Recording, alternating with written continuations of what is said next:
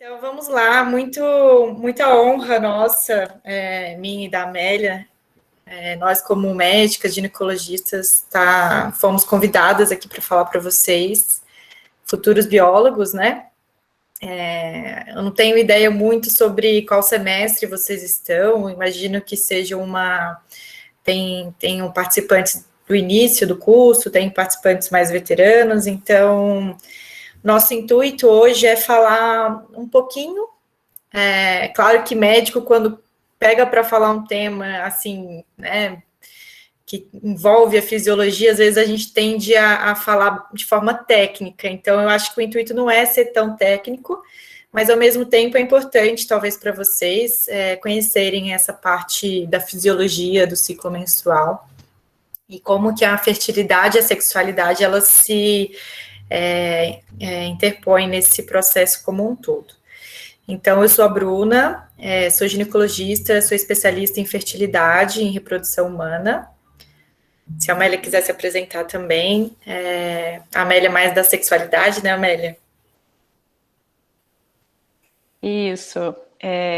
Eu também não estou me vendo, gente, mas acho que está aparecendo aí, né? Meu nome é Amélia, eu também sou ginecologista. Eu atuo hoje mais com obstetrícia, né? Pré-natal, parto, e também na área de sexualidade. Então a gente vai conversar um pouquinho aí. A ideia é o que a Bruna falou, assim, a gente vai fazer. Lógico, tem uma pegada técnica, né? Porque não tem como, mas é mais uma coisa mais informal. A gente vai na minha parte, eu vou abrir um pouquinho para a gente conversar. Então, eu espero que vocês gostem. Isso, depois a gente abre para o bate-papo mesmo. Pode ser as perguntas anônimas, né? Ou vocês ligam o áudio, a gente vai conversando, tá bom? Mas antes de tudo, o nosso agradecimento às meninas que fizeram convite a gente, né? Elas viram a nossa palestra, nossa breve palestra num evento, e elas vieram solicitar que a gente falasse com vocês, né? E eu achei essa frase muito interessante, e realmente a biologia está em tudo, né? Mesmo quando a gente está se sentindo espiritual, existe um motivo biológico. E ciclo menstrual não é diferente disso. A gente tem nossas flutuações hormonais, a gente tem um ambiente externo que está cercando a gente, e tudo isso vai, entre aspas, modular a nossa resposta para o meio externo, né? Então, a gente pode ser mais agressiva, a gente pode ser mais sentimental, a gente pode ser o que a gente tiver que ser. Não vai ser culpa 100% dos hormônios. E não vai deixar de ter culpa deles também nesse processo como um todo, né? E aí eu entro numa pergunta que eu gosto de fazer, que para vocês, mais do que nunca, é importante, né? E os seres vivos? Qual que é o objetivo de vida dos seres vivos como um todo, né? Eu imagino que entre os assexuados e os sexuados, o objetivo em comum seja a reprodução, né? Isso desde a nossa aula de biologia no ensino médio, que a gente via o professor explicando sobre a reprodução das esponjas do mar, isso para mim ficou muito marcado. Então, a reprodução, ela está presente em todos os seres vivos que realmente estão na nossa Terra, né? E a reprodução é isso, ela faz parte do nosso processo como um todo. E os mamíferos? Por que eu estou falando dos mamíferos? A gente tem dentro do grupo dos mamíferos os que são ovíparos e os vivíparos, certo? Então, os representantes dos ovíparos, a gente tem ornitorrincos, e os vivíparos, a gente tem os marsupiais, que é o canguru, o koala, e aqueles que são placentários, que entra no nosso grupo dos seres humanos, entre os gatinhos, os cachorros e todos esses representantes. A placenta ela é muito representativa para a gente que vai falar de menstruação, tá? Porque ela é o final de um sucesso reprodutivo. E aí, esse sucesso reprodutivo, ele necessita de um aparato anatômico para poder ele existir e, assim por diante, garantir essa reprodução desses seres vivos, tá bom? No caso, os placentários.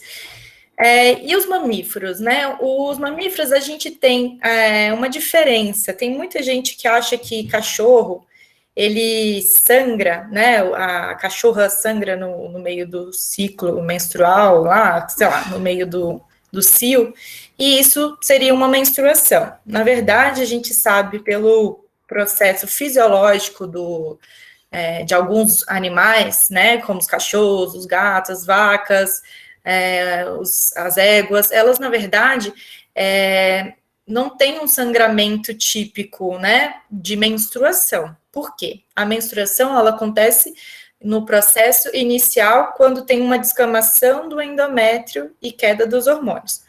O sangramento da cachorra, né, às vezes alguns gatos e alguns poucos animais têm o sangramento do cio, na verdade, ele é um sangramento do ciclo estral, tá?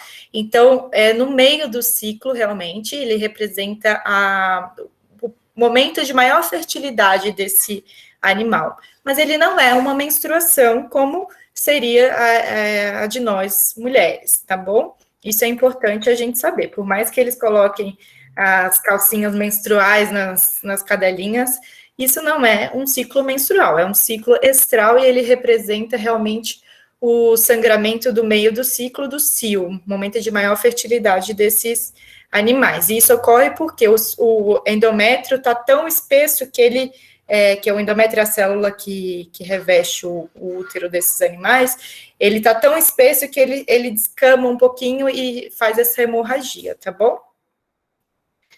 E o ciclo menstrual, né, dos humanos e dos primatas, morcegos e mussaranhos, também a gente tem, na verdade, essa questão de todo um período que o sangramento menstrual, ele representa a descamação desse endométrio, tá? Que ele é onde tem a recepção do embrião.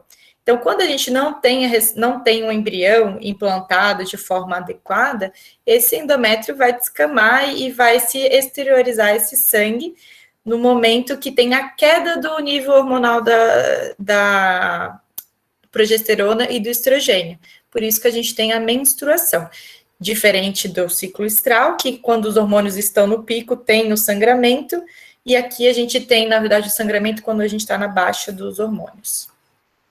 Mas vamos falar então sobre o ciclo menstrual em mulheres, tá bom? E ciclo menstrual é um processo fisiológico, né? Aqui a gente tem uma representação ilustrativa muito complexa, completa, inclusive, e mostra que é um processo realmente bem fisiológico.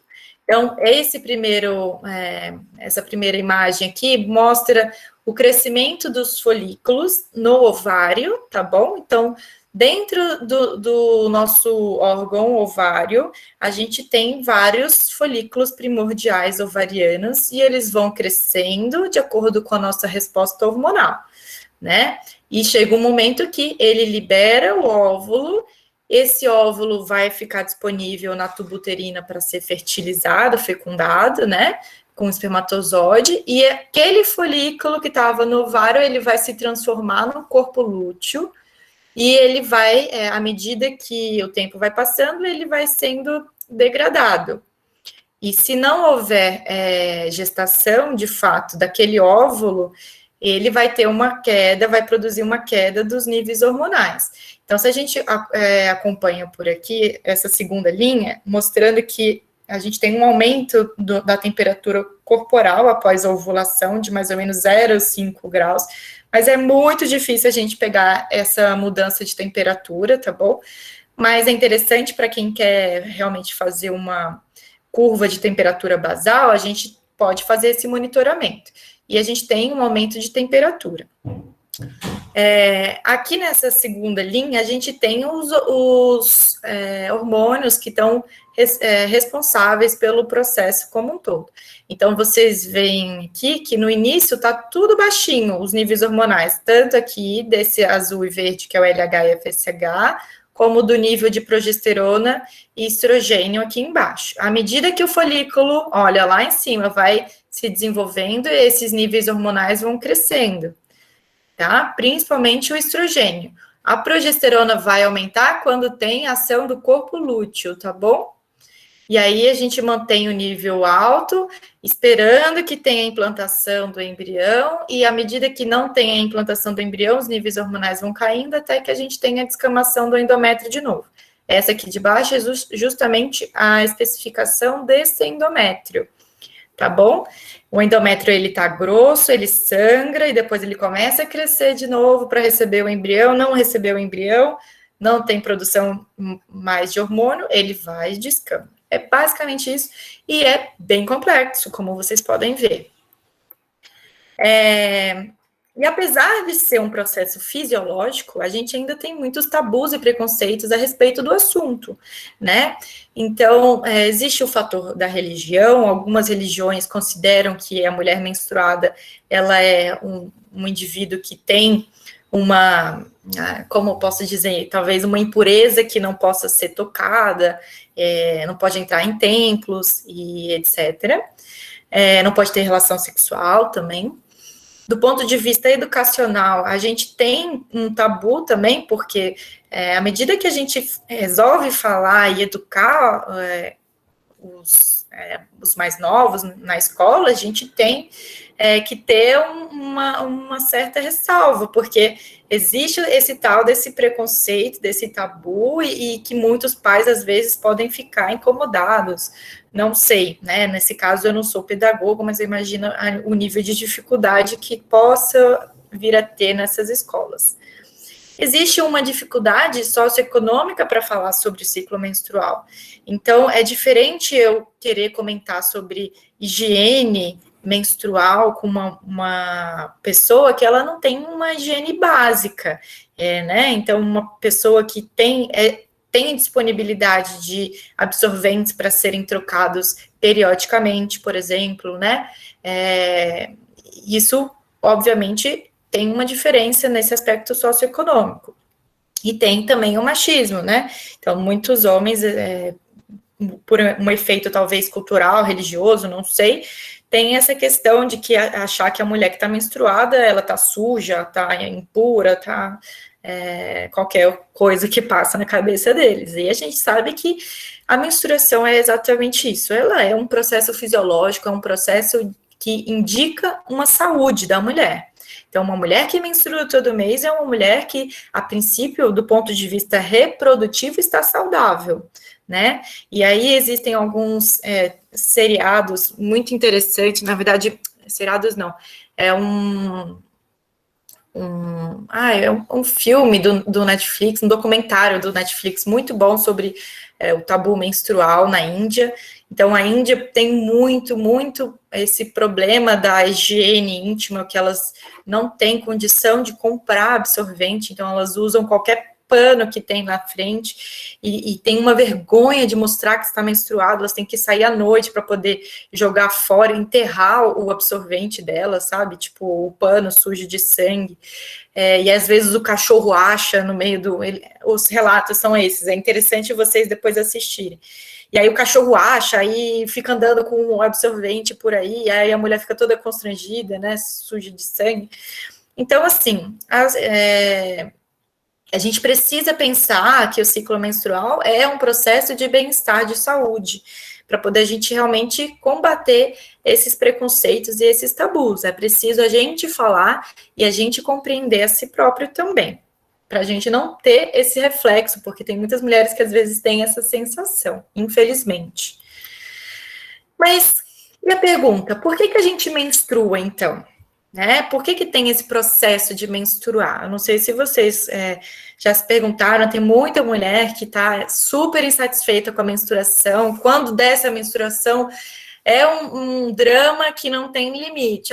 Por que a mulher tem que menstruar todo mês? Por que e fica naquele sofrimento que a gente nunca sabe se é um drama real, se ela está sofrendo de fato com a menstruação, porque a gente tem outros processos que podem realmente prejudicar e aí não ser tão um indicativo de tanta saúde assim. Depois eu vou comentar. Mas o ciclo menstrual ele tem o objetivo reprodutivo, como eu já tinha dito lá no nosso início da aula, né? Essa figurinha eu esqueci de colocar a fonte, mas a ilustração da Sarah Scraps, muito boa, depois qualquer coisa eu passo para vocês. Um útero reclamando que ainda não tem bebê. Então, o ciclo menstrual, a função do endométrio, ela é receber um embrião que seja apto para gerar uma gestação, tá? Então, o endométrio é aquela parte de dentro do útero que está se proliferando, tá? Para poder receber esse embrião.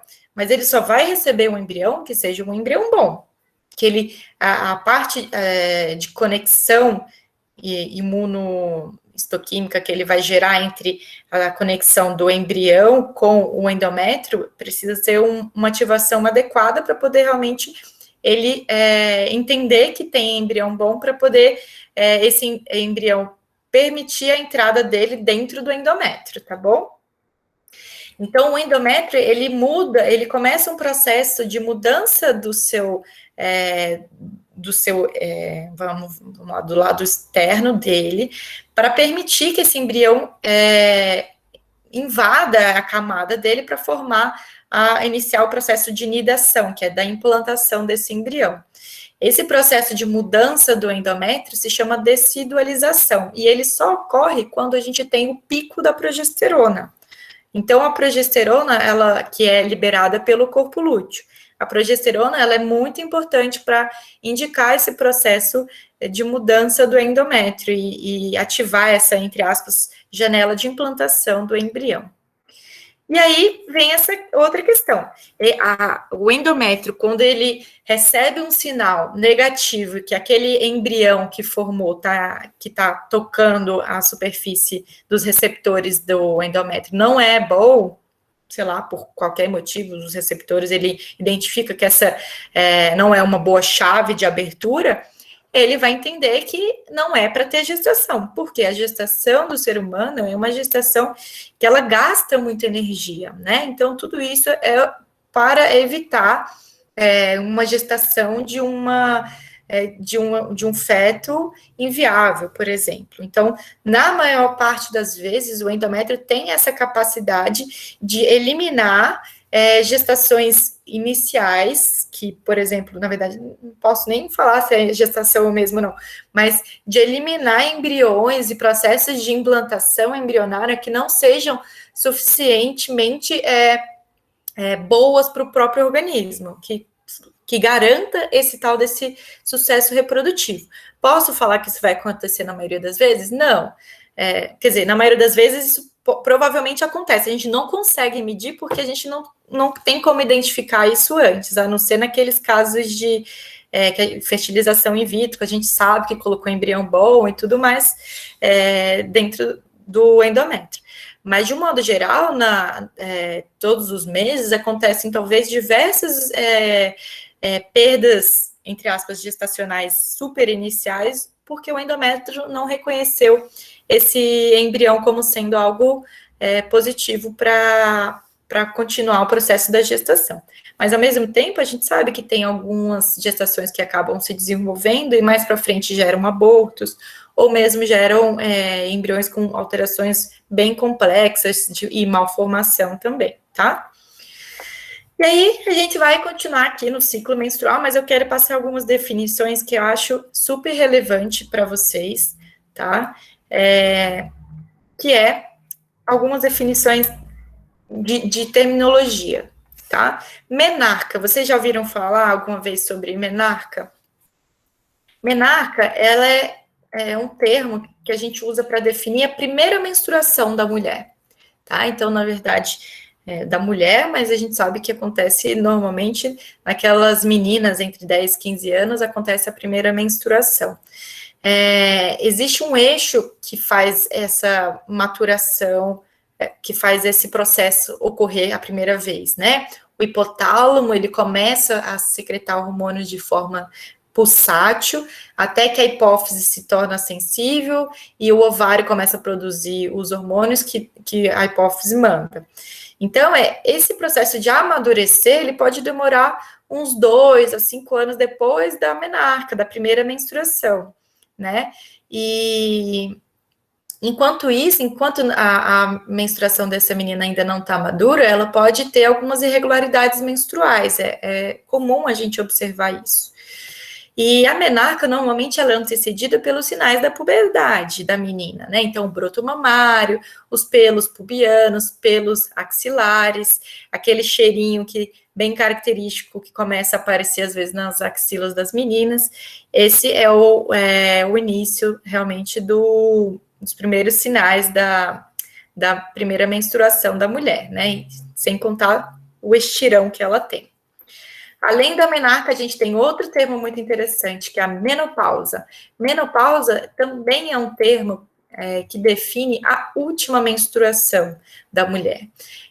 Quando ela fica, uma mulher que está lá pelo seu período de 45, entre 45 e 55 anos, ela para de menstruar por mais de 12 meses, ela tem uma menopausa. A data da menopausa dela foi aquela de 12 meses atrás, tá bom?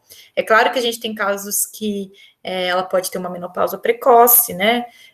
Antes dos 40 anos, falência ovariana precoce, né? E isso tem aparecido cada vez mais, tá? E ela é antecedida pelas alterações hormonais do climatério.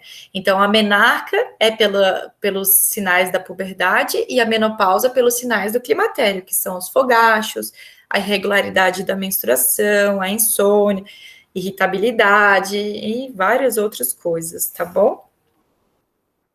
E tem mais um termo que eu gosto de passar para vocês, que eu gostaria de passar para vocês, que a gente usa bastante na medicina e na ginecologia especificamente, que é o período da menacme. Menacme é toda aquela mulher que está entre a menopausa e a menarca, a primeira menstruação. Então, são as mulheres que estão no período reprodutivo, tá? Então, toda mulher que menstruou a primeira vez e ainda não teve a última menstruação, ela, a princípio, está no período período reprodutivo dela. E esse sucesso reprodutivo vai depender das interações que ela vai ter com os hormônios e os órgãos anatômicos, né? Bem como também a presença dos espermatozoides. Lembrando que durante as gestações as mulheres não menstruam, elas têm sangramento, se tiver sangramento, são sangramentos relacionados à gestação, e aí é outro termo que a gente usa, não vou nem comentar, tá bom?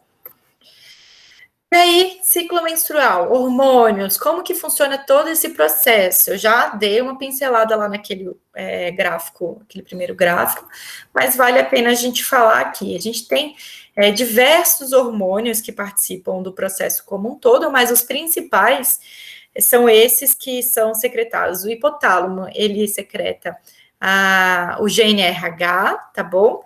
Que é o hormônio regulador das gonadotrofinas.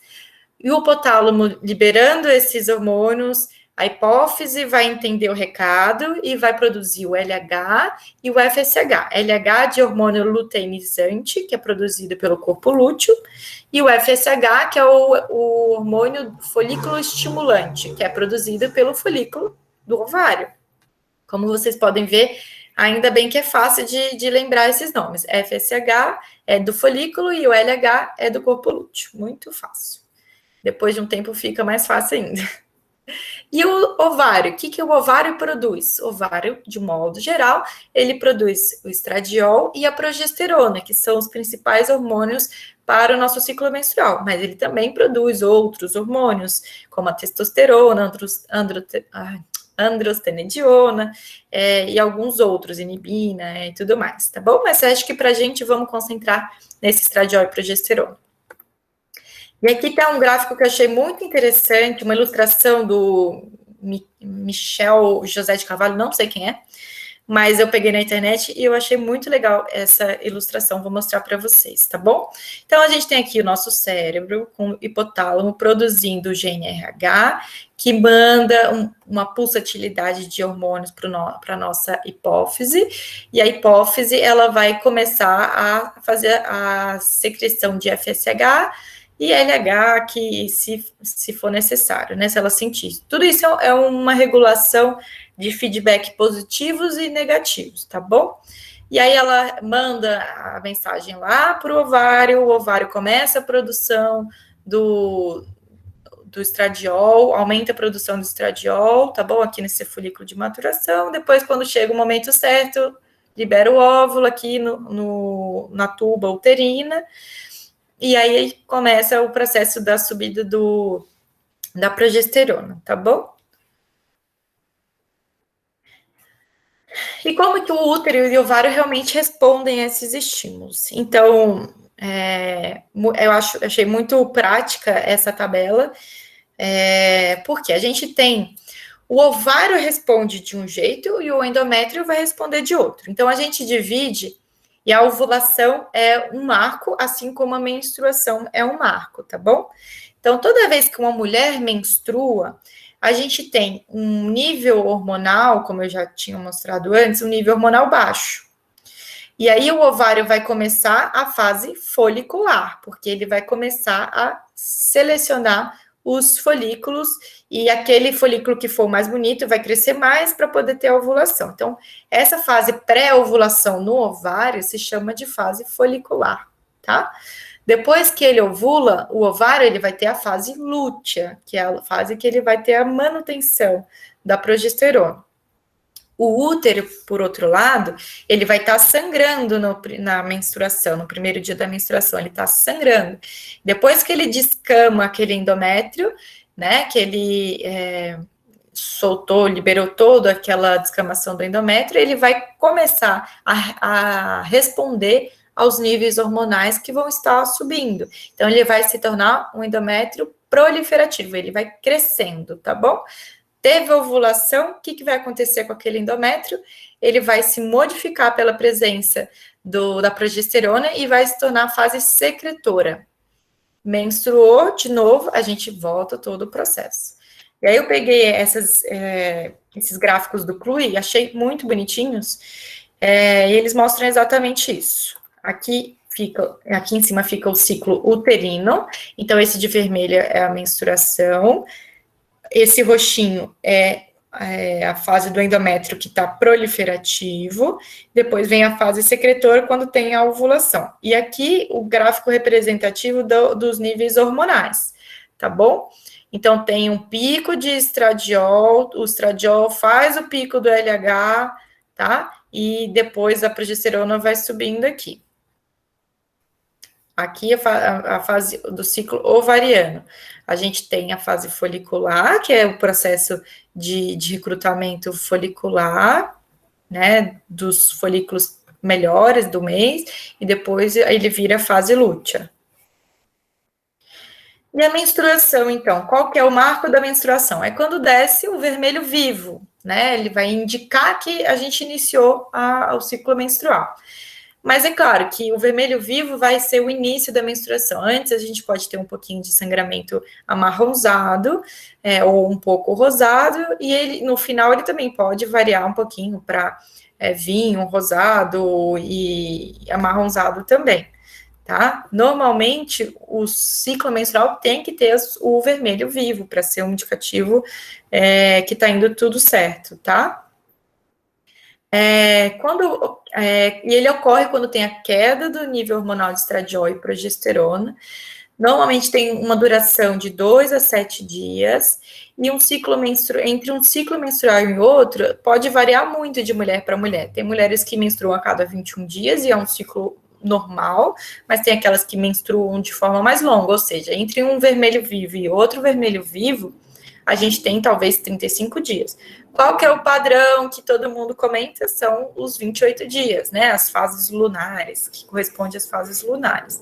Mas cada mulher tem o seu ciclo, e isso não quer dizer que vai ser pior ou melhor, não quer dizer nada, quer dizer que é o seu padrão de ciclo menstrual. E pode variar ao longo de alguns períodos do mês, do ano, sabe? Por exemplo, passei por um estresse, minha menstruação antecipou um pouquinho. Ou pode atrasar um pouquinho mais também, pelo mesmo motivo, estresse, provas e etc. A gente pode ter fluxo menstrual que é normal, né, médio e o intenso. É uma medida de comparação muito subjetiva, porque você não vai pegar, a não ser as mulheres que usam um copinho menstrual, que dá para medir legal, mas de modo geral você sabe que tem um fluxo menstrual normal, ou se você não precisa trocar a cada 2 horas um absorvente, se você não encharca muito o absorvente rápido, né? Ou, por exemplo, à noite se vaza muito. A gente tem essas medidas quando a gente está na consulta ginecológica, a gente faz exatamente essas perguntas. Como que o absorvente seu segura muito? Você tem que trocar a cada 2 horas porque encharcou, vaza muito. Isso são perguntas para a gente saber, de modo geral, se tem um fluxo normal, médio ou intenso, tá bom? E a menstruação, então, a gente tem cólica porque a gente tem uma liberação das prostaglandinas, então aquele endométrio que tá gordinho, cheinho, ele estava super esperando que tivesse a gestação. Não teve a gestação, a gente tem que ter um mecanismo de liberação para começar essa descamação. E essa descamação também, além da queda hormonal, a gente tem a liberação de prostaglandinas, que faz essa contratilidade acontecer no útero, tá bom? E aí vem a tal das cólicas. É comum que tenha um pouquinho de cólica, mas cólicas incapacitantes, de ter que tomar remédio todo mês na veia para poder passar, não é, tá? Então a gente tem que ficar atento com essas situações. Às vezes a gente tem sintomas de cansaço, de pernas pesadas, porque a gente tem uma queda do nível de estradiol muito abrupta, né? E aí o nosso organismo sente. Mas sempre tem aquelas mulheres que às vezes ficam um pouquinho mais animadas. Por quê? Às vezes o estradiol, ele começa a subir logo na menstruação dessas mulheres. Então, às vezes elas sentem tudo isso um pouco antes da menstruação, de fato, acontecer. Mas quando menstrua, ela já está com o nível hormonal mais alto. São aquelas mulheres que menstruadas estão super sorridentes, felizes e contentes, por exemplo. Não sei quem são vocês nesse meio do caminho, tá bom? E aí, depois da... Oi. Vou interromper, é só porque tem uma pergunta que eu acho que bate bem com o contexto, talvez a pessoa fique um pouco de dúvida para o resto da apresentação. Perguntaram se estradiol seria o mesmo hormônio que estrogênio. Sim. Seria. E também perguntaram se é comum o aparecimento de anemia em mulheres com fluxo muito intenso. Sim, pode acontecer. Então, a gente volta para cá. Fluxo intenso, aí a gente começa a pensar como ginecologia, como médico mesmo. A gente tem que fazer essas perguntas porque, justamente por isso, se eu percebo que uma mulher, ela tá com fluxo muito intenso, eu preciso investigar se ela tem anemia, né? Ou mesmo eu olhando, fazendo a avaliação médica na consulta, eu posso fazer um exame físico para avaliar se ela tem indícios de anemia ou não, e questionar, olha, e aí, você menstrua muito? E é engraçado, porque tem muita mulher que não tem ideia que ela menstrua muito, ela simplesmente menstrua muito desde sempre e acha que aquilo é normal. É igual cólica, tem mulher que tem muita cólica e acha que aquele nível de cólica é normal, e às vezes é cólica que é incapacitante de fato para ela, e a gente tem que saber direcionar isso na consulta médica, porque aí a gente muda a forma como a gente vai abordar essa paciente. Às vezes a gente tem que fazer um controle adequado dessa menstruação e ter auxílios outros para a gente ajudar ela a melhorar de qualidade de vida, a tratar a anemia, a tratar a cólica dela. Obrigada, era isso mesmo.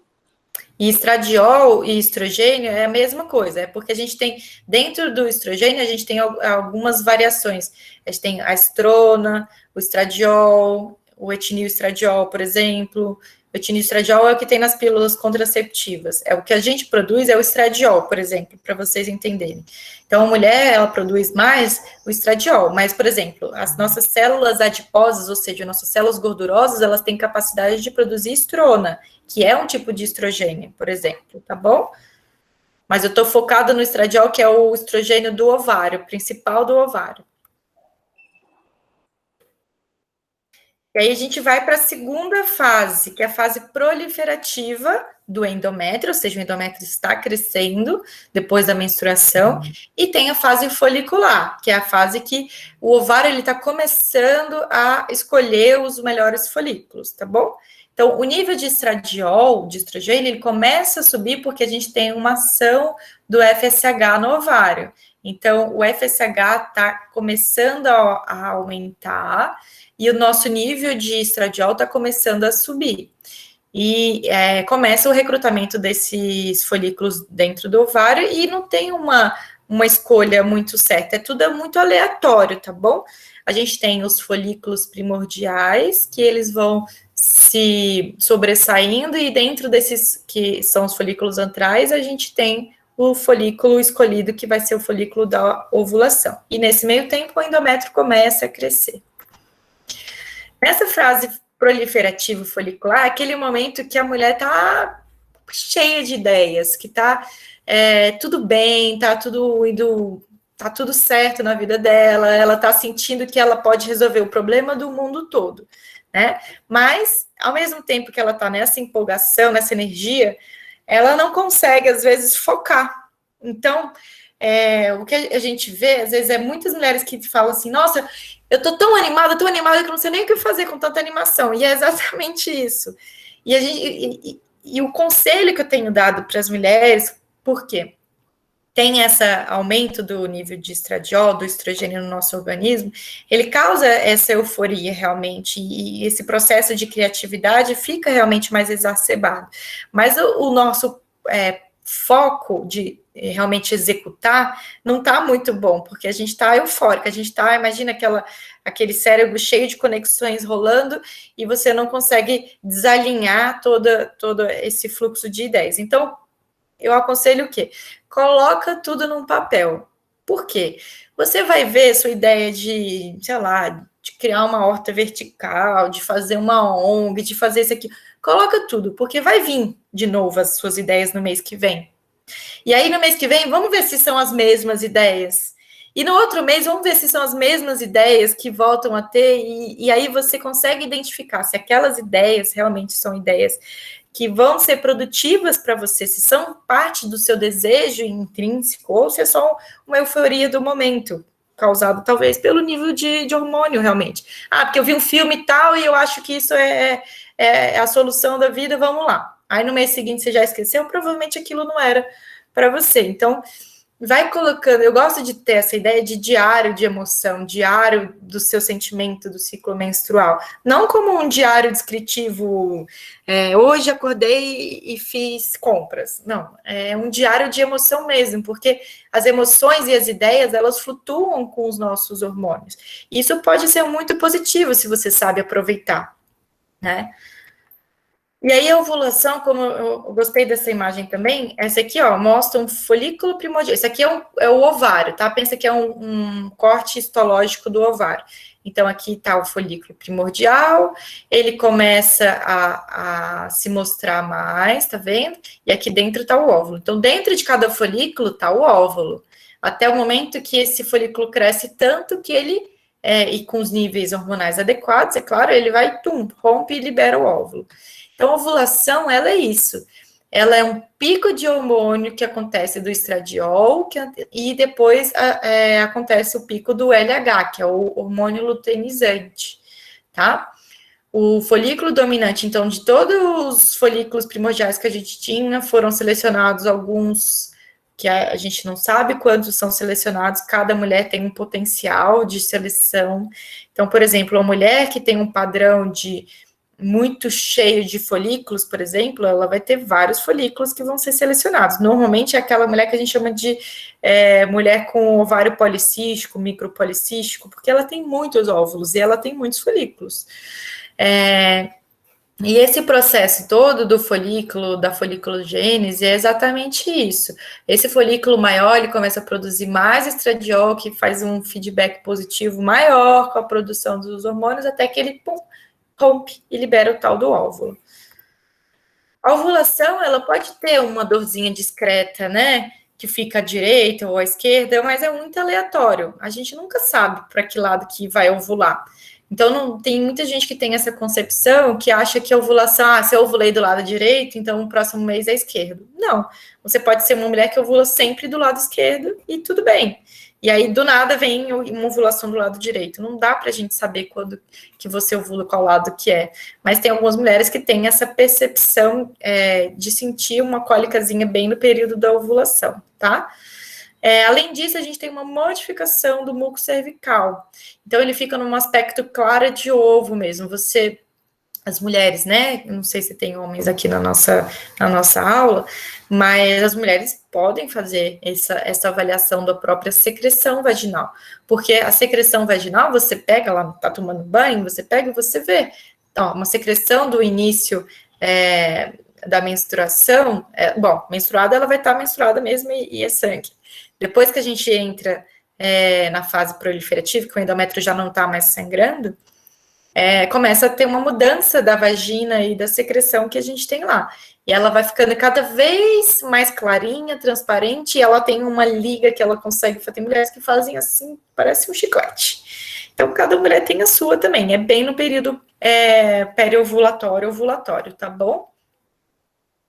E é o momento, óbvio, a ovulação é o momento que tem a maior fertilidade dessa mulher. Então, fiquem atentos, porque o óvulo dura, em média, 24 horas. Mas os espermatozoides podem durar, alguns duram até mais que 72 horas, mas em média 72 horas, tá bom?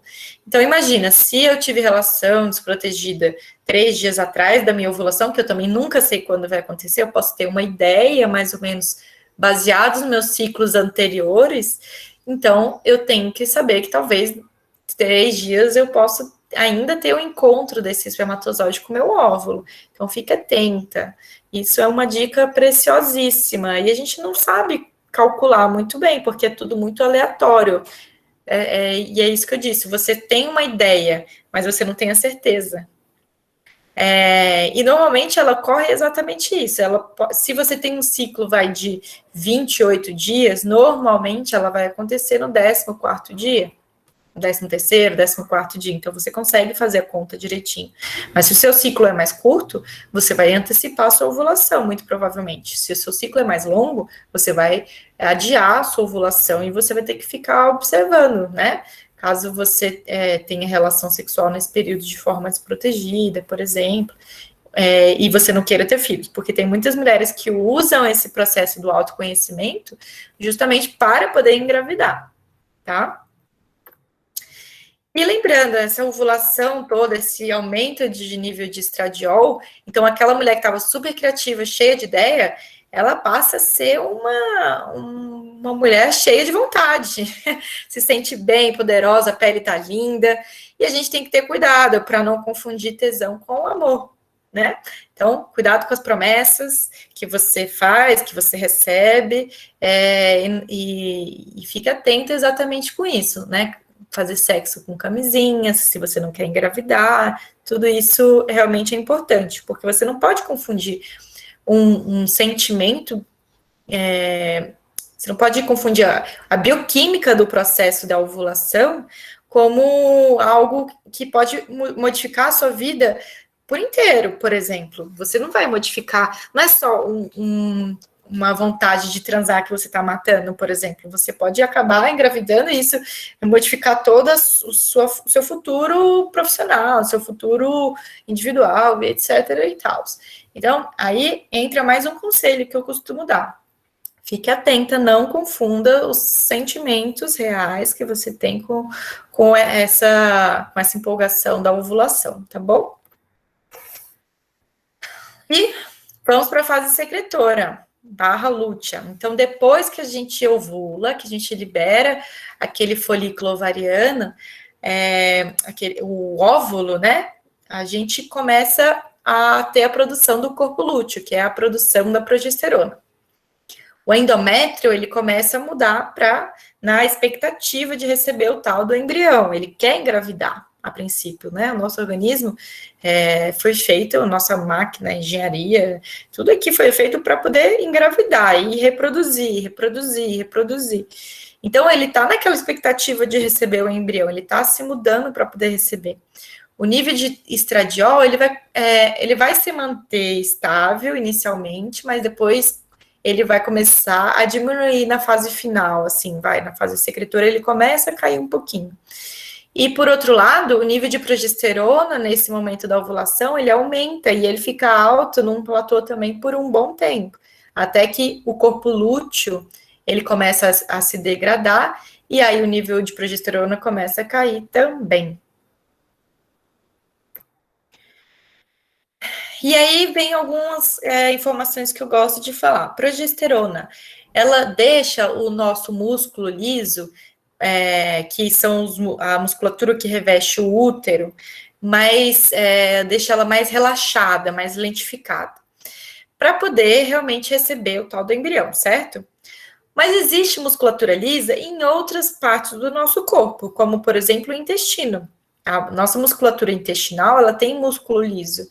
E aí, como ela deixa mais relaxada, é um momento que muitas mulheres têm um pouco mais de constipação, podem vir a ter um pouco mais de constipação realmente por esse aumento da progesterona. E pode ter uma retenção hídrica maior nesse período também. E aí a queda do estradiol, ao mesmo tempo que antes estava aquela mulher cheia de ideia, energia, depois se sentiu maravilhosa, o nível de estradiol começa a cair, ela vai se sentir o quê? O fundo do poço. Exatamente. Eu sou horrível, eu não presto para nada, e vai ficar talvez um pouquinho mais amuada, digamos assim. Tem mulheres que têm estou falando, óbvio, de uma variação mais ilustrativa para vocês, né? Cenográfica, por exemplo. Mas tem mulheres que sentem muito mais e tem outras mulheres que sentem muito pouco essa variação. E o que eu falo? Qual que é o momento dessa fase lútea, nessa fase que os níveis hormonais estão começando a baixar? É o momento de você pegar aquelas ideias que você teve, olhar para elas e analisar. Por quê? É o momento que você vai estar mais reflexiva, você vai estar mais introspectiva, você vai estar olhando mais para si e vai avaliar realmente.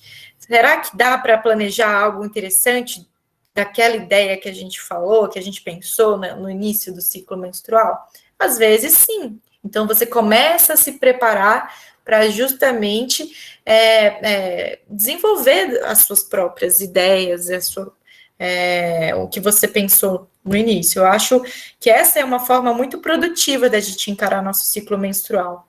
E isso eu tento, óbvio, reproduzir para mim e passar para as pacientes, e o que eu quero que vocês consigam, talvez alguns de vocês consigam ter essa sensibilidade da sua autopercepção, de como você pode mudar de forma produtiva, tá?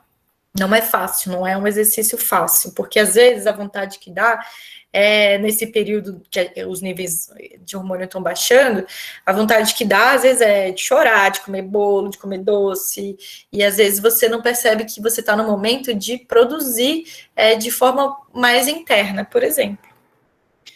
Então, é nesse mesmo período que acontecem as TPMs em algumas mulheres, mas você tem que pensar que esse período de desânimo, ele vai passar, mas ele vai voltar, e ele vai passar. E ele vai voltar, e você tem que lidar com esse processo, porque quem tem que saber lidar, né? Porque quem está ciclando normalmente passa por tudo isso. E a gente tem que saber tirar o melhor proveito desse processo biológico, certo? Agora, é claro, tem mulheres que elas passam por uma questão de TPM, que a gente chama de disforia pré-menstrual muito intensa. E aí, não, se a gente tem uma mulher que fica num estado depressivo muito preocupante, talvez a gente tenha que passar algumas medicações para poder ela não se sentir tão mal assim, porque sair do fundo do poço mesmo é muito difícil. A gente pode chegar lá no rasinho, às vezes sentindo um pouquinho pior, mês que tá um pouco pior, tem mês que você não sente tanto, mas todo mês sentir o fundo do poço lá embaixo também não é legal, né? Para sair é muito mais difícil, realmente. E fique atento com a alimentação, porque a alimentação ela pode tanto ser aliada, como ela pode ser inimiga. A nossa vontade de comer alimentos gordurosos, carboidratos e doces, ele aumenta muito nesse período, porque talvez seja um mecanismo compensatório do nosso cérebro, realmente. Você tem um nível mais baixo de estradiol e você precisa aumentar a sua dopamina, serotonina, tudo isso. Então, você recorre para o que é mais fácil, que é a alimentação. Mas essa alimentação vai piorar através do processo de retenção hídrica, de constipação, de mal-estar, durante a menstruação, porque depois o que você se alimenta mal vai refletir na sua menstruação lá para frente. Então, a gente tem que saber controlar o que a gente come nesse período pré-menstrual, justamente porque você está pensando já no próximo ciclo. Se você encara que a sua vida é um ciclo, é muito mais muito mais fácil você aceitar que aquilo ali vai passar e você não precisa encher a cara de hambúrguer, Coca-Cola e brigadeiro, por exemplo, tá bom? E, na verdade, esse é um recado, porque às vezes tem muitas mulheres que tomam anticoncepcionais e acham que elas estão ciclando da forma convencional, mas infelizmente, ou felizmente, bom, não sei, depende muito de mulher para mulher. Tem mulher que ama anticoncepcional justamente para evitar essa montanha-russa que é o nosso ciclo menstrual. Tem mulher que ama ficar no platô do nível hormonal do começo ao fim e tá tudo bem. Mas tem mulheres que acham que com anticoncepcional estão ciclando e não estão. Esse gráfico muito interessante, ele mostra exatamente isso. Imagina que aqui é o nosso nível de estrogênio natural, né, estradiol natural, e aqui é o nível de progesterona ao longo de todo o ciclo menstrual, tá bom? E aqui a gente tem a pílula, o nível de hormônio na pílula, ele sempre está no platô, basicamente. Tá? Então, você não tem essa variação toda de hormônios.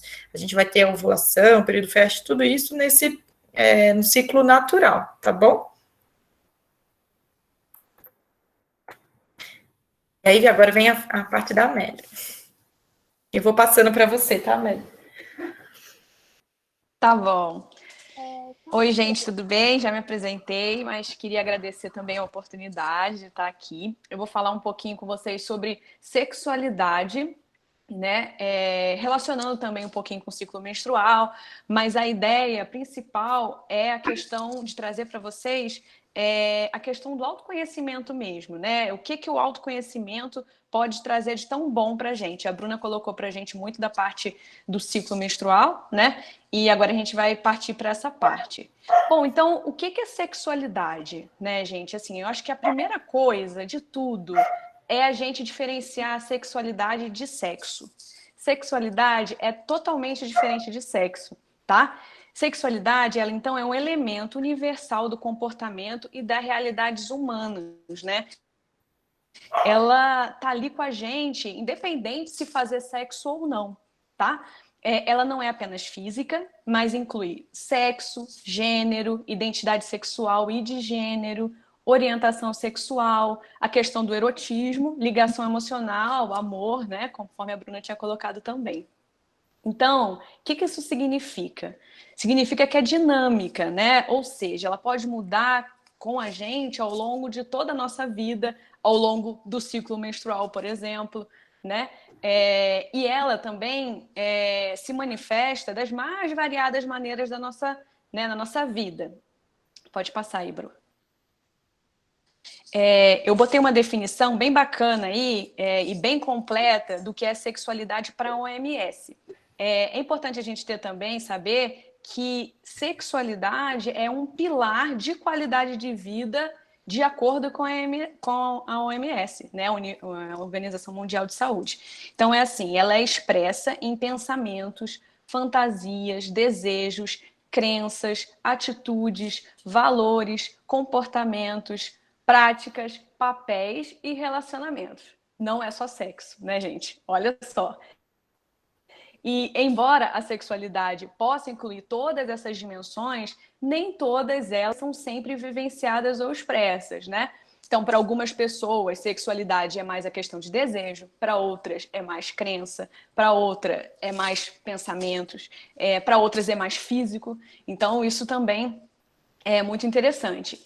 E ela também, além de ser expressa, né, ela também é influenciada por outros fatores, né, como os biológicos, os psicológicos, sociais, econômicos, políticos, culturais, éticos, legais, históricos, religiosos e espirituais. Né? Um resumo bem amplo, né, gente, sobre sexualidade para vocês. E aí, mas o que tudo isso quer dizer? Quer dizer, gente, que a sexualidade, em resumo, ela é um uma situação que é inerente ao ser humano. Todo mundo já nasce com sexualidade. E desde bebê a gente expressa, né, de maneira involuntária. Não é a gente que, não é uma coisa que a gente deseja, que a gente quer, é uma coisa que está dentro da gente. O Freud, lá atrás, trouxe pela primeira vez o conceito de sexualidade infantil, que na época foi uma teoria revolucionária para quem estudou sexualidade e também muito polêmica, né? Que vocês podem imaginar. Mas o que ele queria dizer com isso? O que esse estudo dele trouxe para a gente? Que a gente usa muito até hoje em dia, né? Ele quis dizer que a criança, desde muito jovem, ela já expressa a sua sexualidade, provando que é inerente, né, ao ser humano. E aí, mais uma vez, antes da gente introduzir o assunto, é importante a gente lembrar que sexualidade não é sexo, né? Como a gente fala, criança não faz sexo, é totalmente diferente. É um elemento do comportamento, né? E eu vou tentar colocar para vocês aqui de uma maneira bem resumidinha, mas para vocês entenderem como é que é isso. Segundo Freud, a sexualidade ela se expressa na criança em 3 fases, né? A fase oral, anal e fálica. Como é que é essa fase oral, por exemplo? Ela se dá desde quando o neném nasce, no ato, por exemplo, de mamar, no ato de levar as coisas à boca.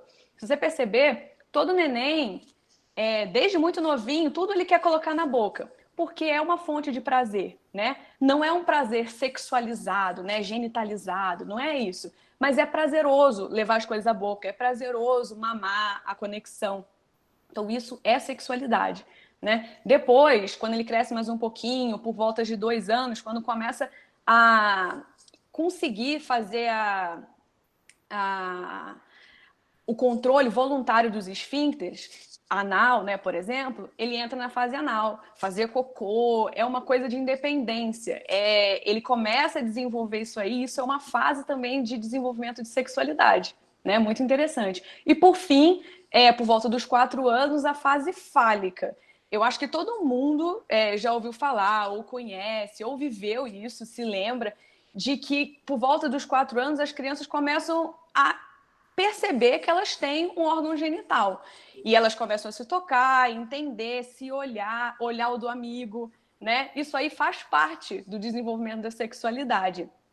E é muito interessante e muito importante que a criança passe por essas fases, né? Eu estou falando tudo isso justamente para trazer para vocês a questão do autoconhecimento. É muito natural que a criança veja a sua genitália e que, por exemplo, não seja repreendida por isso, né? Isso tem um fator muito importante no futuro dela, né? No sentido de se repreender, no sentido de não achar o que é errado, né? O se olhar, o se conhecer desde essa fase é muito interessante. E talvez, né, a gente acaba se incomodando muito. Às vezes uma mãe, eu pego muito em consultório, que está muito incomodada quando, mas meu filho se olha, ele se toca. Por quê? Porque a gente olha para isso com um olhar de adulto, um olhar relacionando sexualidade com sexo. E isso não é legal, né? A criança, ela não tem esse olhar de sexualidade com sexo. Ela não olha a genitália dela e pensa em sexo. Ela só olha e acha legal. Ela só olha e se conhece. Ela só toca e acha interessante. E ponto. E já tá brincando e correndo. E é isso, entendeu? Tudo isso para dizer que é natural. Desculpa. Não, pode passar. E como eu disse, né, essa coisa da gente ter o olhar do adulto, né, sobre o sexo, sobre a sexualidade, é muito importante porque nós, como médicos, vocês, como futuros, né, biólogos, professores também, é a gente que leva a educação sexual, né, para as crianças. E em cada fase da vida, né, o tema de sexualidade ele tem que ser abordado de acordo com a idade, com o entendimento. Essa ilustração, por exemplo, é uma ilustração de uma artista muito legal, eu coloquei o Instagram dela aí, que ela faz, aí é um desenho bem infantil, mas ela faz diversos desenhos de vulvas, que ela recebe fotos do mundo todo para diferenciar, para mostrar que as vulvas são diversas, que não há um tipo de vulva só, para evitar a criação de padrões. E isso é muito interessante na educação sexual, né? O objetivo, no final de educação e sexualidade, é que o indivíduo se aproprie do próprio corpo em todos os sentidos, né? E não entenda como errado o ato de se conhecer e explorar o que é seu. Porque quando a gente se conhece, né, o corpo, o ciclo menstrual, enfim, isso abre portas para a gente de uma maneira incrível, né? A gente acaba sendo muito limitado pelo fato da gente não ter tido uma educação sexual que foque nisso, né? Pode passar, Bru. Por quê? Como que a gente aprendeu sobre sexualidade? Como que a gente aprendeu sobre isso? A nossa geração, esses conceitos vieram para a gente de uma forma muito técnica, né? E sendo a fonte de aprendizado a maioria das vezes, amigo ou escola na aula de ciências, o que eu acho muito interessante, porque vocês provavelmente vão ser o futuro dessas pessoas, né? Dessas crianças, desses jovens que estão aprendendo sobre sexualidade. A gente aprendia sexualidade na escola vendo lá a anatomia do sistema reprodutor, vendo, por exemplo, aprendendo sobre gestação indesejada, sobre doenças sexualmente transmissíveis, né, infecções transmissíveis, o que é muito importante em educação e sexualidade, educação e saúde, mas não é só isso, né? Sexualidade, como eu estou colocando aqui, é muito amplo e natural, né? Ninguém ensina pra gente que sexualidade, que sexo, que é prazeroso, que é da intimidade, que é de cada um. E isso a gente tem que aprender. Tá tudo bem você se conhecer, que tá tudo bem você se olhar. E o que acontece? A gente acaba tendo que aprender isso ali, ó, na vida. E na verdade, não existe muito bem uma chave que a gente vira lá no futuro e vai pensar, não, agora eu vou ser livre no sentido sexual. Não existe isso. Poderia existir, né? Mas a gente leva tudo que a gente aprendeu, a gente leva lá da infância. Quando alguém falou, tira a mão daí, a gente leva lá da nossa adolescência, quando a gente aprendeu que sexo engravida. Então, tudo isso está ali na nossa cabeça. A gente tem que saber, a gente tem que aprender, mas talvez de uma maneira diferente, né? Estamos aí para isso.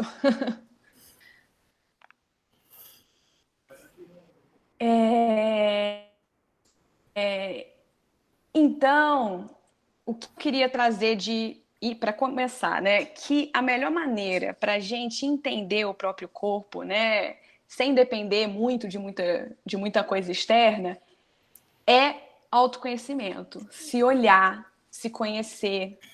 Essa imagem é muito linda também, é de uma artista sensacional, acredito que vocês conheçam ela, também está aí o Instagram, que é a Priscila Barbosa, ela faz imagens lindas sobre sexualidade, ginecologia, feminismo, muito legais. E pode passar, Bruno. E como eu disse, a gente não tem, né, quando a gente vira adulto, dono de si e tudo mais, a gente não tem ali um botão que a gente aperte para começar a ser livre sexualmente. A gente precisa desenvolver isso desde adolescente, como eu falei, desde a infância, né?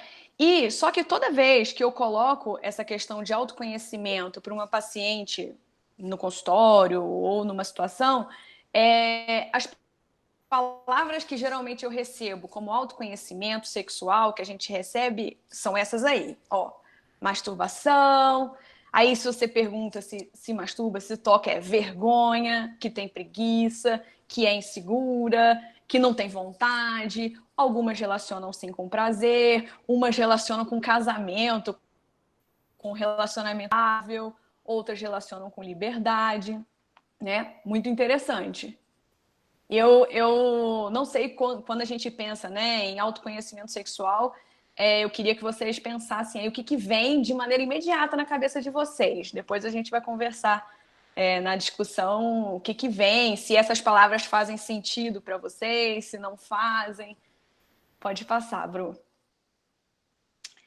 E aí, agora, para a gente entender também sobre, a Bruna trouxe os gráficos lá de ciclo menstrual e eu trouxe os gráficos de ciclo de resposta sexual, né?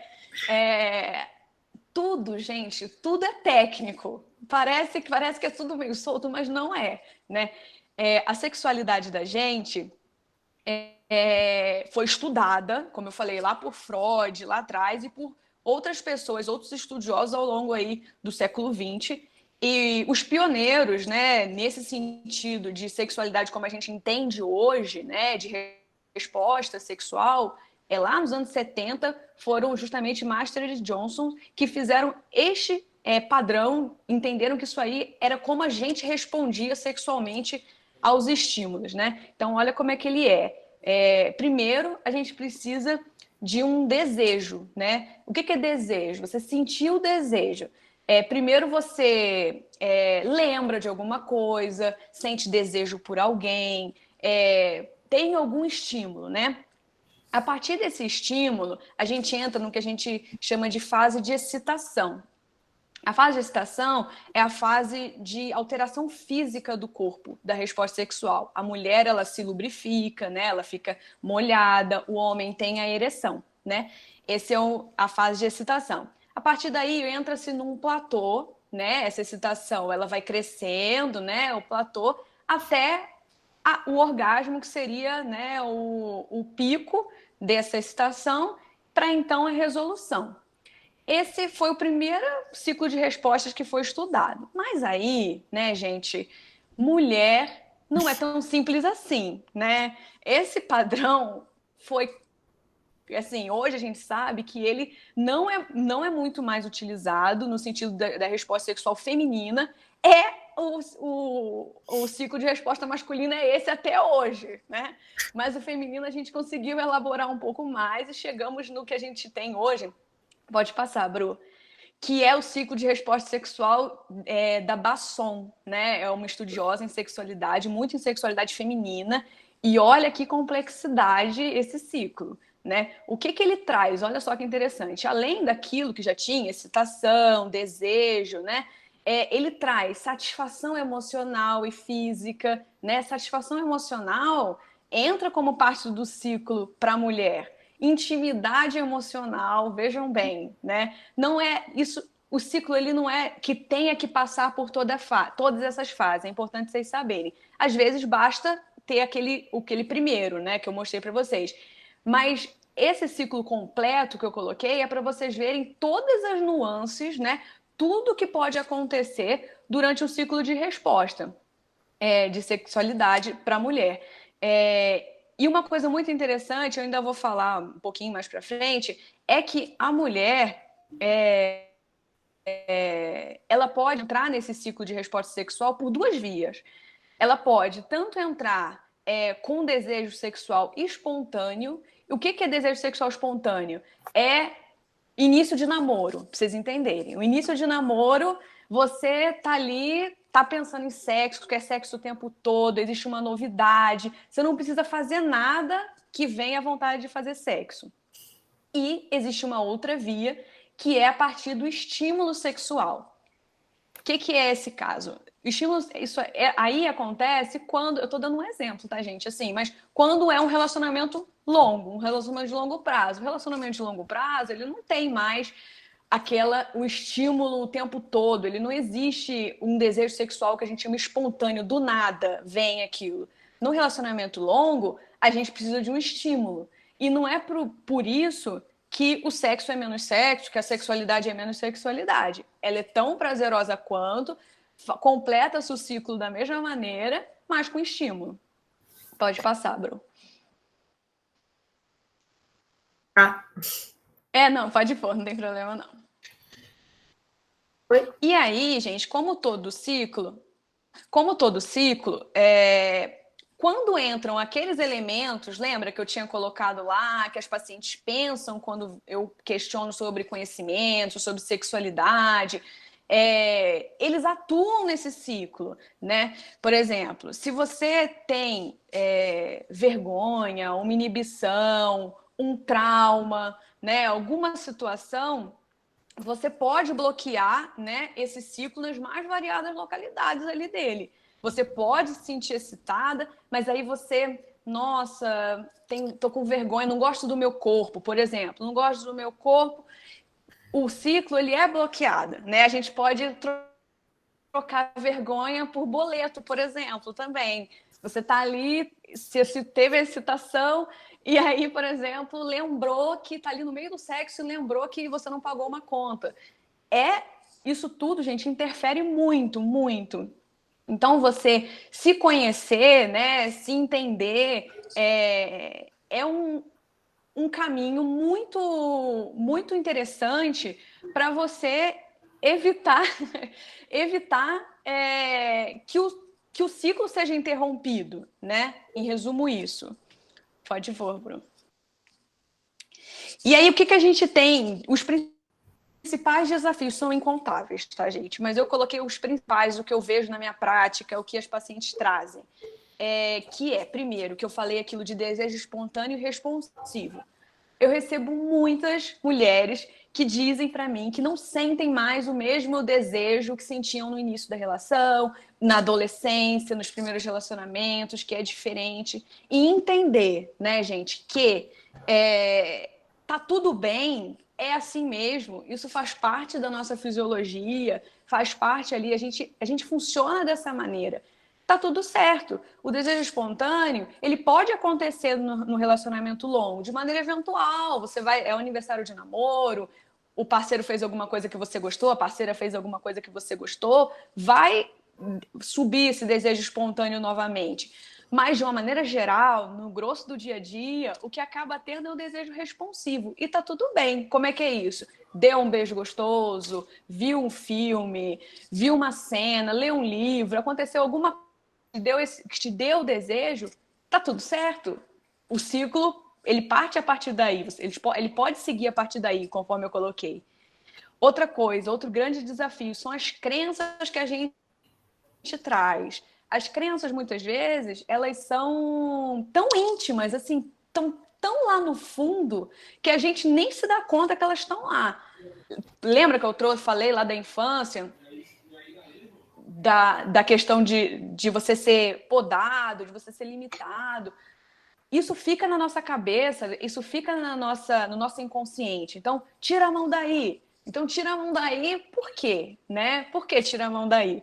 Isso vai levar lá no futuro você a entender o sexo, a sua sexualidade como algo proibido, como algo pecaminoso, como algo errado, né? O que não é verdade, né?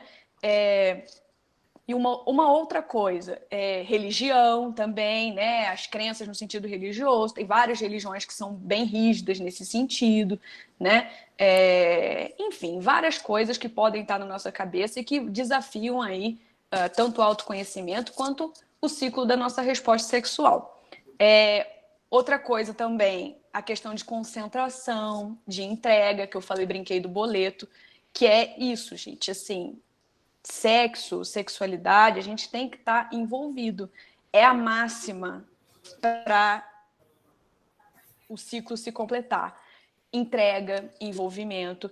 E quando eu falo sexo, eu coloquei até um desenho de um vibrador muito por isso, assim, porque a gente fala entrega, concentração, não é só o sexo com a parceria da gente, né? Mas com a gente mesma, né? Ali na masturbação ou num toque simples, qualquer coisa que você está se conhecendo, se encontrando, se concentrar, deixar as coisas, o mundo lá fora. O boleto não entra nessa hora, não pode entrar. Você tem que estar concentrada no que você está fazendo, no seu envolvimento, né? Tudo isso, né?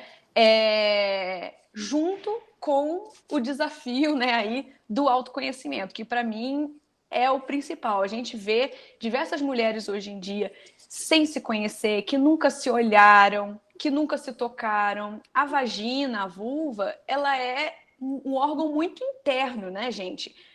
Diferente do pênis, por exemplo, que os meninos olham, manipulam, tocam desde sempre, a gente não. Além de toda essa repressão, né, é um órgão interno que, se a gente não coloca um espelho, que a gente não se olha, a gente não vê, né? Então, fazer esse exercício de se olhar é muito interessante para começar, né? Se olhar, mas se tocar, manipular, né?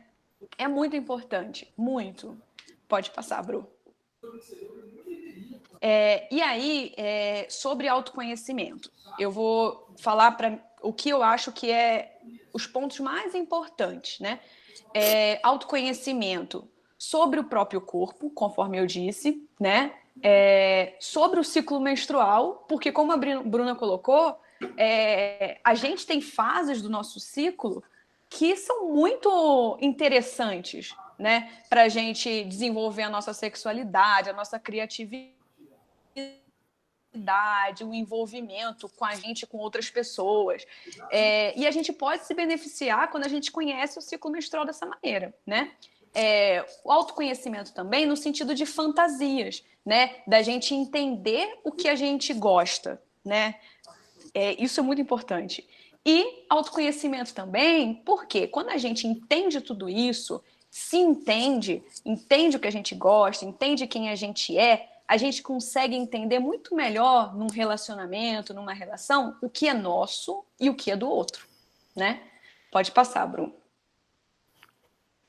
Então, falando um pouquinho sobre cada uma dessas partes, eu trouxe também essa imagem super bacana, que é um mural de vulvas feitos por um artista plástico. Eles são vulvas em gesso. Esse artista chama Jamie McCartney, chama The Great Wall of Vagina, né? Que mostra também justamente essa coisa da variação das vulvas, da anatomia. Existe um movimento muito interessante hoje em dia, justamente disso, né? De valorizar a diversidade das vulvas. A gente, como ginecologista, a gente pega muito em consultório, a gente vê muitas mulheres frustradas com a sua própria anatomia, porque elas não pertencem a um padrão que criou-se, né? Que padrão é esse? O padrão dos filmes pornográficos, né? Esse é o padrão do que as mulheres, hoje em dia, boa parte delas, pelo menos, tem como vagina bonita, vulva bonita. Isso não é verdade. Esse artista fez um mural, assim como aquela outra artista que eu coloquei, a vulva, The Vulva Gallery, né? É justamente para isso, quebrar esse estereótipo, quebrar essa ideia e entender que cada um é cada um, da mesma maneira que a gente tem os mais variados narizes, orelhas, a gente tem as mais variadas vulvas e tá tudo certo, né? Cada um com a sua beleza. E conhecer o seu corpo, o seu potencial, né? É muito interessante. Pode mudar, vou. Sobre ciclo menstrual, eu acho que a Bruna explicou perfeitamente bem, né? Quando a gente conhece o nosso ciclo, a gente se beneficia muito, justamente porque vai ter a fase que a gente está mais entusiasmada, tem a fase que a gente está mais sexualizada, né? A ovulação não é à toa que a gente fica mais sexualizada nessa fase. Justamente o que a Bruna colocou, o sentido de tudo é reproduzir. Então, a gente vai querer, o corpo da gente, ele dá essa dica de que a gente está com mais desejo, está com mais vontade, maior excitação nesse período, porque é justamente o período que a gente vai engravidar se a gente tiver uma relação sexual. É o aplicativo Flow mesmo. É um aplicativo bem bacana, assim como o Clue, de controle de ciclo menstrual. Ele mostra bem direitinho, né, as fases, ali dá para vocês anotarem, fazerem as anotações do diário menstrual, conforme a Bruna colocou. É bem interessante. Pode passar, Bru.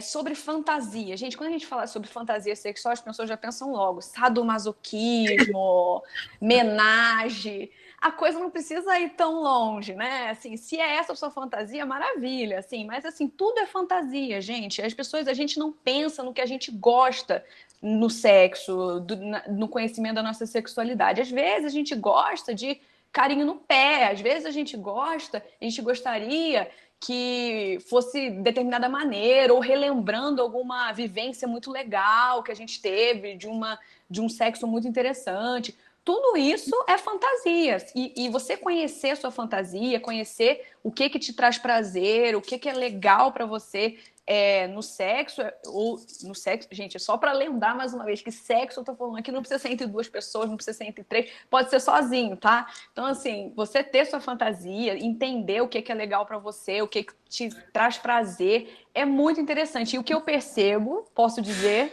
é que a gente não vê isso. As pacientes, elas não sabem o que traz prazer a elas, né? Elas não conseguem identificar. Às vezes eu falo, mas o que você gosta? E muitas vezes elas não sabem. Eu tenho que ir para casa com essa tarefa de casa, descobrir o que gosta, o que traz prazer, tá? E por último, uma coisa que eu acho muito interessante é em relação aos relacionamentos, né? É um ponto além aí. Eu acho interessante tudo isso, porque nós humanos, nós seres humanos, a gente se relaciona, né? Ninguém é sozinho, a gente se relaciona das mais variadas maneiras, né? Com amigos, com um companheiro, com uma companheira. E você se conhecer em todos esses sentidos que eu trouxe para vocês aqui é muito importante para você levar para um relacionamento, para uma relação, para qualquer tipo de relação que você venha a ter. Porque quando a gente, né, se apropria da gente, né, do nosso corpo, do nosso ciclo, das nossas fantasias, conforme eu coloquei, a gente entende o que a gente gosta, a gente consegue perceber tudo isso, a gente consegue perceber que nem tudo, né, que a gente vive está relacionado ao outro ou a gente, né? Às vezes a gente acha que determinada coisa no relacionamento não tá legal porque o fulano, ele não faz aquilo que a gente quer. Só que, na verdade, a gente não olhou pra gente mesmo e entendeu o que a gente gosta, entendeu quem a gente é. E a gente acaba delegando uma coisa que a gente pode resolver a gente mesmo, né? Simplesmente com autoconhecimento. A gente acaba, todas essas crenças, todas essas coisas que vêm com a gente desde muito tempo, se existe, né, um embarreiramento, se não existe um conhecimento, ali que a gente começa a fazer quando essa chave abre, a gente acaba levando algumas vezes para um caminho não muito legal, né? Então, tudo isso aprender, né, sobre a gente mesmo, no sentido do corpo, da mente, do ciclo, das fantasias, traz benefício para a gente e para toda a sociedade, que começa a se relacionar de maneira muito mais saudável, né? E era isso que eu queria trazer para vocês sobre sexualidade e ciclo. Eu ainda coloquei mais um slidezinho, verdade. Dá mais um clique aí, Bru. Lá, não é boleto. Agora, o autoconhecimento entrando, né, no ciclo, ele autoriza você a ter uma relação mais saudável, entrando no ciclo de resposta com estímulo, não só com desejo espontâneo, né? O autoconhecimento, ele te torna mais tolerante a entender os seus desejos, as suas fantasias e as dos outros, né? O autoconhecimento, ele permite que a sua satisfação emocional, sua intimidade emocional seja muito maior com você e com os outros. Então, era isso, gente. Espero que vocês tenham gostado. É um tema bem amplo, né? Muita coisa que a gente fala. Fala aí um pouquinho, Bru. O que você queria falar mais? Eu acho que é o nosso grande finale. Muito obrigada. Vamos abrir as perguntas, porque eu sei que tem um monte. Ai, meu Deus. Ai, meu Deus. É isso aí, gente. Aí tá o nosso Instagram, se vocês quiserem seguir, tirar dúvidas, às vezes, pelas redes sociais. A gente, às vezes, coloca alguns posts. É claro que a gente não é popstar de Instagram, mas às vezes somos médicas. Coisas interessantes, né, Amélia? Eu ainda sou mais médica do que Instagramer, mas eu tenta. É isso aí, gente. Vamos abrir para as perguntas, hein? Muito obrigada. Ok, vamos lá. Bom, tinha aquelas 2 primeiras que a gente já tinha feito. Eu vou seguindo aqui na ordem de quem foi mandando. Antes do corpo destacar um embrião inviável, tem como a mulher fazer um teste e ver que está grávida ou aparecer o beta-HCG, por exemplo? Tem. O beta-HCG, ele começa a ser produzido a partir do momento que o embrião, ele coloca... na hora que o embrião, ele começa aquele processo de nidação, ele começa a liberar a molécula do HCG, né? O problema é que, às vezes, você não teve essa nidação ainda completa para poder começar essa produção. Então, você não vai, por exemplo, fazer um beta-HCG sem antes, por exemplo, ter um atraso menstrual.